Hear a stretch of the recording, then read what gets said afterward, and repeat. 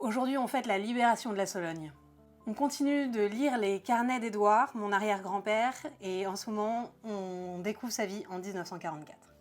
9 septembre. À midi, on nous rend l'électricité. 13 septembre. Georges Gionnet arrive de Paris pour 48 heures.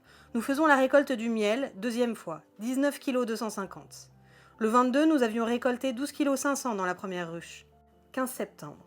Depuis aujourd'hui, on a pu réparer une voie depuis Bourges jusqu'au pont de Vierzon avant d'arriver à Orléans, au bord de la Loire.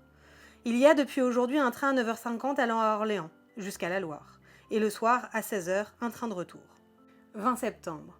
Ce matin, enfin, on vient remplacer mon récepteur de téléphone. On rappelle qu'il avait été coupé il y a quelques semaines pendant la fuite des Allemands. 30 septembre.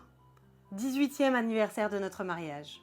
D'ailleurs, j'ai les lettres que Édouard et Margot s'envoyaient pendant leur fiançailles. Il faudra que je vous les lise, elles sont exceptionnelles. 2 octobre. Brinet nous conduit jusqu'au pont d'Orléans, Nicole, Julia et moi. Demain, Nicole reprend ses études à Saint-Marc.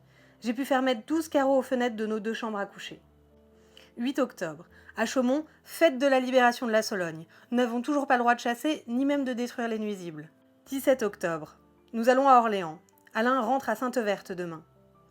24 octobre. Je pars pour Chassaing-Pierre. J'ai dû passer par Montluçon et aller en bicyclette de Moulins à Chassaing-Pierre. 31 octobre. Je rentre de Chassaing-Pierre. Voyage odieux.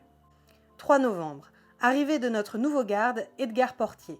On a le droit de chasser pour détruire les nuisibles, mais on ne trouve pas de cartouches. On sent que la période de la reconstruction et du renouveau commence. Et demain, la fin de l'année 1944 arrive.